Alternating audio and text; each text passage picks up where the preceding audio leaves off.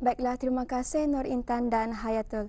Bismillahirrahmanirrahim. Assalamualaikum warahmatullahi wabarakatuh. Selamat pagi dan salam sejahtera Auda. Alhamdulillah bersua kita kembali pagi ini menerusi rampai pagi dari daerah Tutong untuk mengungsikan antara acara yang akan berlangsung di sekitar kawasan daerah Tutong. Dan juga tidak lupa juga perkongsian bahan sisipan yang telah pun kami sediakan untuk Auda bagi edisi pagi ini.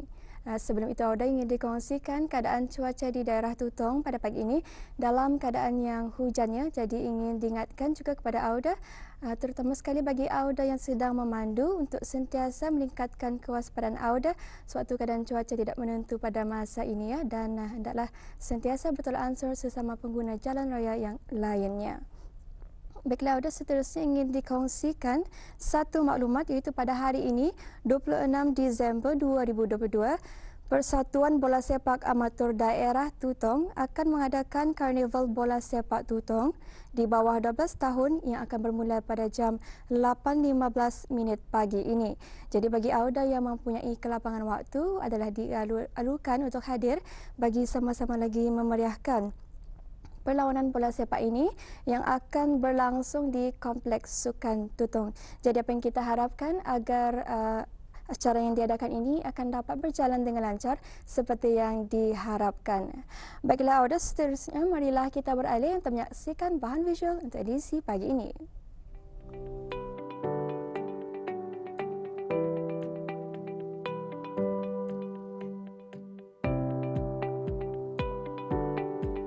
Pondok ialah rumah kecil tanpa bilik yang dibina dari bahan asli dan semula jadi.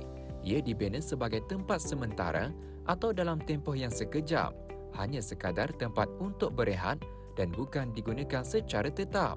Dan biasanya, ia dibina di tengah sawah atau hutan dengan seni bina yang mudah dan ringkas sahaja, mengambil kira akan kehidupan dan sejarah masyarakat dahulu kalanya yang sering berpindah randah.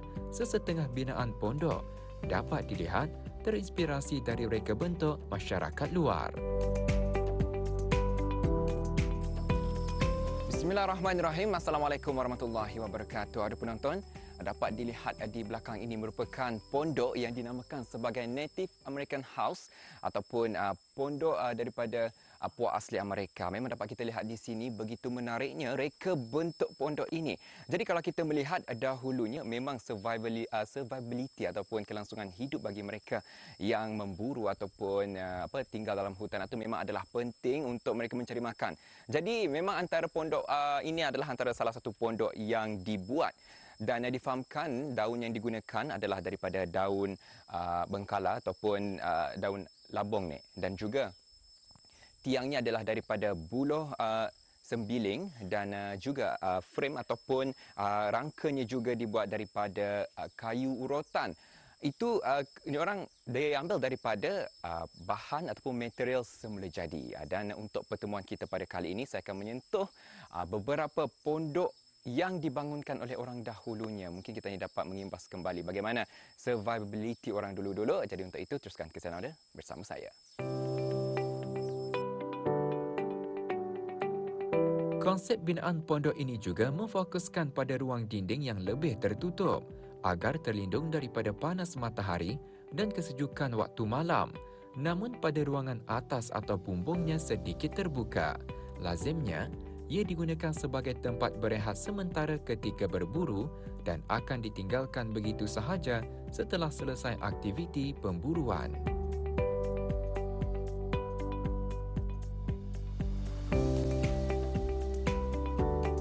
Ya, ada penonton, ini merupakan pondok kedua yang akan kita bawakan kepada Auda. Ia dinamakan sebagai pondok Type A, dan bersama narasumber kita akan menjelaskan mengapa ia dinamakan sedemikian dan apa bahan mentah ataupun bahan material yang digunakan untuk mendirikan pondok ini. Jadi bersama saya Awang Subhi. Baik, mungkin boleh kongsikan mengapa ia dinamakan sebagai pondok Type A. Okey. Pondok Type A ni ia dibagi nama sempena dengan huruf A. Jadi kalau dilihat hujung tiang ini ia bertamuk seperti dan dibagi ada lintang macam mana ni, kayu ini ialah huruf A. Jadi ia lebih seperti macam gunung. Jadi dari sanalah dinamakan A-type house. A-type house. Jadi kalau dilihat di dalam juga, nampak daripada rangka dan juga daun yang digunakan ini, mungkin boleh kongsikan lebih jelas.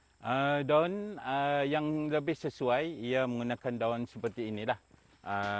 Dengan nama sumsum, ataupun daun kelumbi, ataupun daun rumbia pun boleh. Masa menggunakannya, daun ini anda perlu tanya menunggukan ia terlebih awal kering, ataupun dikeringkan dulu, tak perlulah. Jadi yang bagusnya sebaiknya ia masih lagi dalam keadaan yang segar.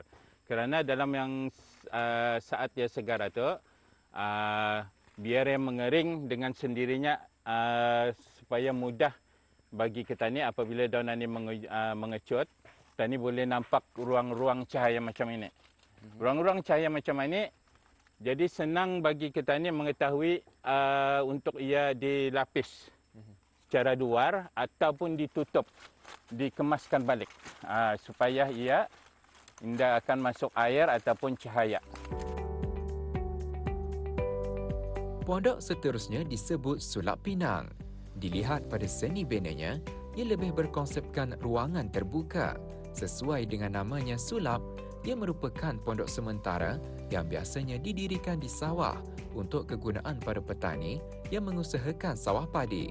Selain itu, ia didirikan di lereng-lereng bukit, tebing-tebing sungai dan paya dengan ketinggian 2 ke 3 kaki tinggi dari tanah bagi mengelak kebanjiran. Atap daripada daun rumbia, manakala lantai, anak tangga adalah daripada nibung atau buluh yang dibelah. Tiang pondok adalah daripada kayu keras seperti kulim papa atau buluh jenis tebal dan kasau atau silingnya daripada buluh ringan. Bagi pondok seumpama ini, ia memerlukan kerjasama untuk membangunkannya jika dibandingkan pondok jenis daun yang boleh dilakukan sendirian. Konsep binaan pondok ini lebih ringkas dan mudah, yang mana tiangnya hanya dipacak pada tanah. Bahan asli digunakan sama seperti pondok yang sebelumnya, namun keunikan dari reka bentuknya ialah atap yang mengunjur, iaitu sebelah depan lebih luas daripada sebelah belakang. Ia adalah untuk memastikan curahan air hujan mudah mengalir. Atap adalah daripada daun rumbia yang dijalin bersama dan disusun rapi. Lazimnya, ia dibangunkan sementara oleh mereka yang memancing ikan di wasai atau di anak-anak sungai. Baik, ada penonton, ada lagi sebuah pondok ni yang ukurannya agak kecil. Ia nampak agak bagi saya ia agak cute. Ia dinamakan sebagai lumberjack log cabin. Jadi sebenarnya ini pondok ini apa mengenainya, mungkin boleh kongsikan. Okey. Pondok seperti ini, ia dibagi nama dengan lumberjack log cabin.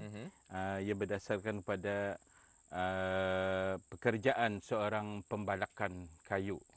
Jadi sejarah awalnya cabin ataupun pondok macam ini, ia jauh di dalam hutan kerana pembalak-pembalak kayu ini akan merantau ke dalam hutan yang jauh, pasti dengan binatang buas yang banyak. Jadi dengan sendirinya mereka mencipta pondok yang agak kukuh.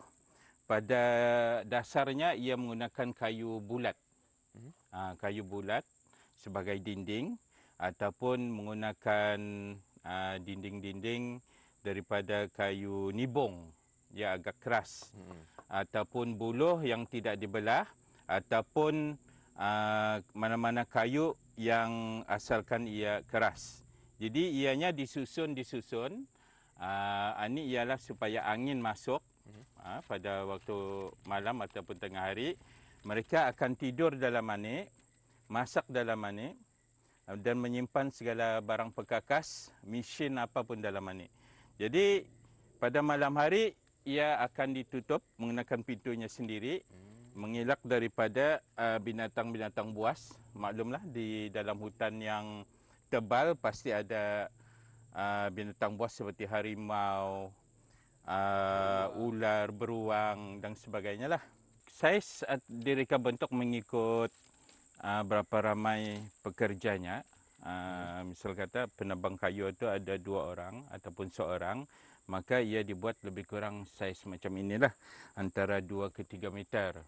Jadi kalau ia lebih ramai, ia mungkin dibuat lebih besar lagi. Selalunya ia akan dibuat untuk jangka masa yang lama, kerana lembajikan ataupun penebang kayu balak ini, diorang akan tinggal berminggu-minggu di dalam hutan.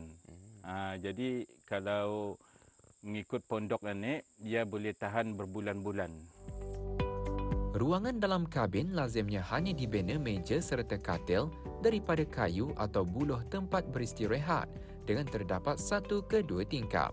Binaannya lebih kukuh, rapi dan sempurna kerana kelazimannya para pembalak akan berada di hutan dalam jangka masa yang lama dan berisiko untuk menghadapi binatang buas dan sebagainya. Ya, ada penonton, kita dapat lihat ni atapnya dibuat daripada daun rumbia yang dijalin kemas ni, dan alhamdulillah walaupun saiznya agak kecil, namun bagi pendapat saya kelengkapan di dalam ni walaupun hanya minimum sahaja tapi memadailah bagi mereka ataupun bagi pekerja pemotong kayu balak ni, kerana pondok ni memang khas, lazimnya dibuat untuk mereka lah ataupun mereka yang membangunkan pondok ini. Jadi apa yang kita harapkanlah dengan pembawaan ataupun package program kali ini dapat memberi ilmu pengetahuan kepada penonton di luar sana mengenai dengan pondok-pondok yang digunakan pada dahulunya. Jadi ini 5 buah pondok yang kami bawakan kepada anda penonton, dan kita harapkan agar anda dapat serba sedikit mengetahui sekurang-kurangnya nama pondok tersebut dan bagaimanakah survivability orang dahulunya untuk mencari makan ataupun untuk pekerjaan mereka. Jadi saya kira sampai di sini saya kira bersama. Sekian ada. Assalamualaikum warahmatullahi wabarakatuh. Jumpa lagi. Itulah ada bahan yang dapat kita saksikan pendekatan bersama rakan setugas Majdi Dr. Serbini dan mengenai dengan mengenal jenis-jenis pondok. Jadi kita harapkan juga semoga dengan adanya bahan yang kami bawakan ini akan dapat meningkatkan lagi pengetahuan anda mengenai dengan pembuatan pondok ini yang boleh dibina menggunakan pelbagai jenis bahan semula jadi. Jadi kita harapkan semoga bahan yang kami bawakan ini akan bermanfaat kepada anda untuk pagi ini. Baiklah anda, dengan perkongsian dan juga maklumat sebentar tadi, saya kira setakat ini sajalah pertemuan kita pada pagi ini, dan insyaAllah kita akan bersua lagi di lain kesempatan. Kita akan kembali bersama Nur Intan dan Hayatul. Assalamualaikum warahmatullahi wabarakatuh.